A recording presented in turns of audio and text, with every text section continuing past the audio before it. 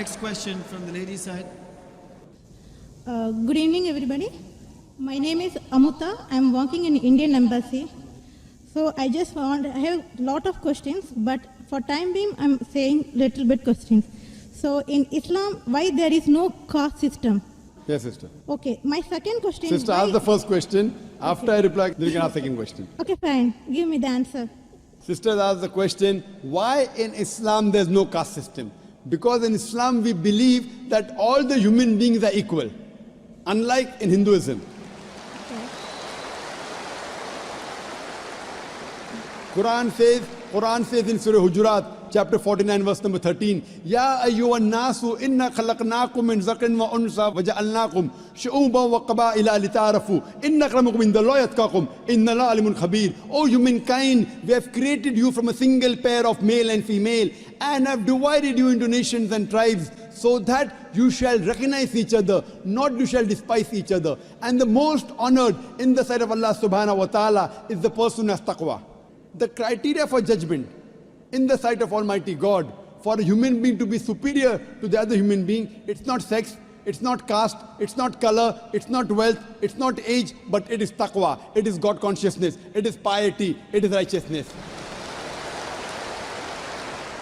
The only way one human being can be superior to the other human being, it's not by wealth, it's not by age, it's not by sex, but it is by piety, it is by God consciousness, it's by righteousness. Unlike Hinduism, when we read the Vedas, it's mentioned that Almighty God, He created the Brahmin class, the learned class from the head. That's the first caste. Then He created the warrior class, the Kshatriyas, from the chest. Then from his stomach and thighs, He created the business community, the Vaishyas. And from the feet, He created the Shudras, that's the untouchables, that's the lower caste. So this is what is mentioned in the Vedas. In Islam, we believe that all the human beings are equal. We don't believe that one human being is superior to the other human being because of birth, because of profession, because of wealth, because of color, because of caste. So Islam is a universal religion. Unlike in the Vedas, what they say that you have to stick to your profession. Because it was mainly controlled by the Brahmins, which is again small percentage, minute percentage. And they say that if you're born as a Shudra, you remain a Shudra, you serve the Brahmin, next life maybe you may become a better person. No, this is all ideology. So that, they want to keep the low person will remain low, and the rich and the top people remain top. In Islam, we believe in equality. And Islam is a religion for all the human beings. That is the reason Islam is against caste system. Hope that answers the question, sister. Okay, sir, I have one more doubt. So why you are saying the Muslim is Sayyid Muslim or Sunni Muslim or Shia? So what is that? Sister said that why am I saying Sayyid Muslim and Shia Muslim Sunni? I never said Sayyid Muslim. Muslim is the one who submits his will to Almighty God. In Islam, there is no sect. Allah says in the Quran in Surah Al-Imran chapter 3 verse number 103, وَاتَصِمُوا بِحَبْلِ اللَّهِ جَمِيعًا وَلَا تَفَرَّقُوا. Hold to the rope of Allah strongly and be not divided. There is no Sayyid Muslim and Sunni or this. Yes, the family. Fine, you may belong to a family.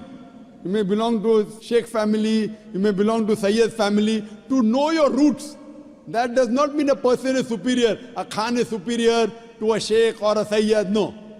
It is belonging to your roots. Like how you may come from some family so that you have come from particular land or particular area. If you have come from Konkan region. So this is family background. It doesn't mean one person is superior to the other. The only way one human being can be superior to the other human being is by piety, is by righteousness, is by God consciousness. Hope that answers the question, sister. Okay, second question. Why in Islam, in marriages, no horoscope is seen? Sister asked the question that why in Islam, during marriages, no horoscope is seen. Because, sister, we don't believe in horoscope.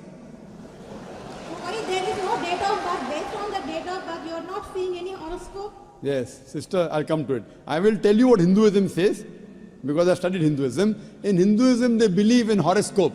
Kundali. No, Kundali?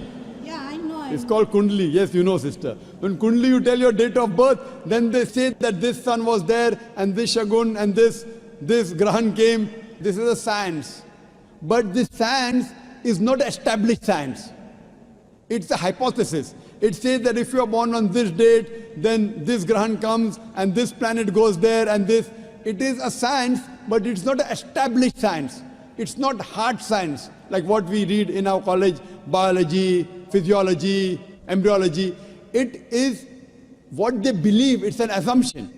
And then they talk about future. Everything what they mention in the Kundali does not come out to be true. We in Islam are against fortune telling. Quran says in Surah Ma'idah, chapter number 5, verse number 90, Ya alladhina amanu, innamal khamru wal maisuru. Oh, you believe, most certainly intoxicant and gambling, wal anzabu wal aslamu, dedication of stones, divination of arrows, rijsum min amali shaitan. These are Satan's handiwork. Fashtanibu lalakum tuflihun.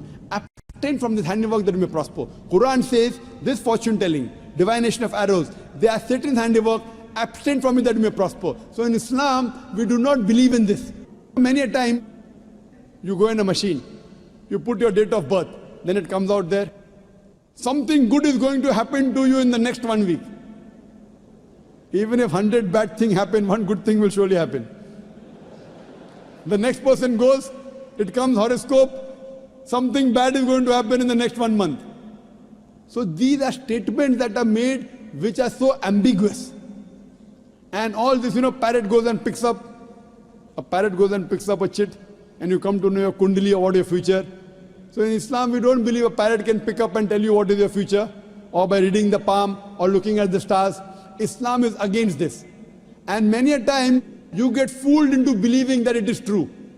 And there was a research done that once a psychologist, he was teaching a class of 100 students.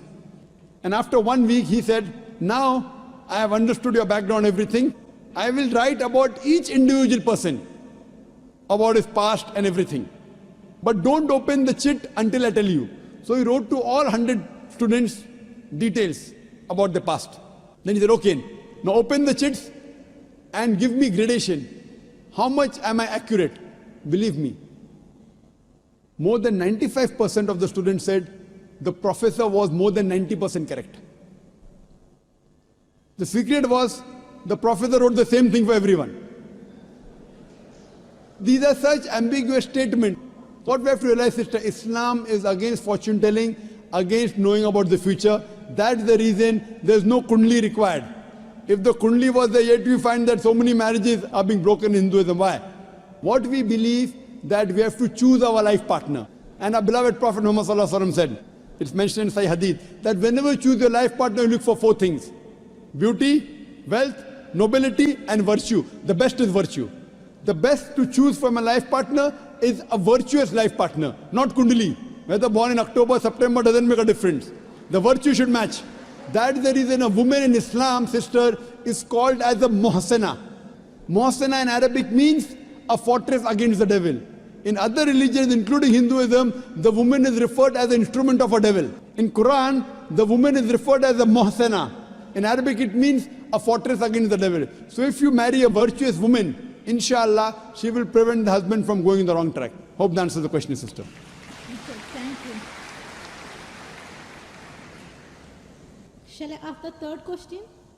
Sister, let's give a chance. When the chance comes to you, you can answer. Okay, no problem. So you can stand there. We'll ask the other non-Muslims. We'll allow them to give a question. If any other non-Muslims come, give them a chance, then you can ask, sister, so that we give everyone equal opportunity. Yes, sir. I just want to take Shahada.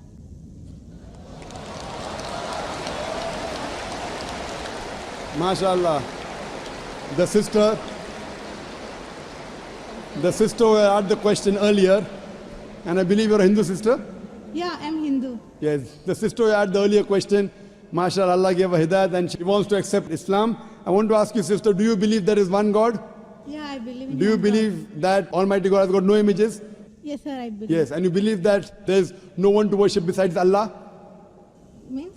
Do you believe that there's no God but Allah? Yeah, I believe Allah is the Do you believe Prophet Muhammad is the last and final messenger of this God? Yes, I believe. Inshallah, I'll say in Arabic and you repeat it, sister. Ashhadu. I'll say in Arabic and repeat it, sister, slowly. Okay. Ashhadu. Hashadu. Allah. Allah. Ilaha.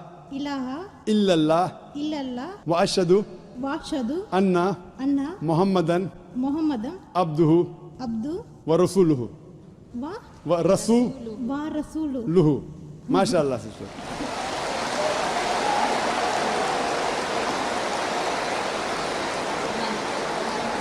Sister, I'll just say the translation. I'll just mention the translation, sister. You just repeated the translation, which will be much more easier. I bear witness. I bear witness I bear witness that that there is no God there is no God but Allah but Allah and Prophet Muhammad and Prophet Muhammad is is the messenger the messenger and servant of Almighty God. and Servant of Almighty God. servant of Almighty God. MashaAllah, sister. You are a Muslim.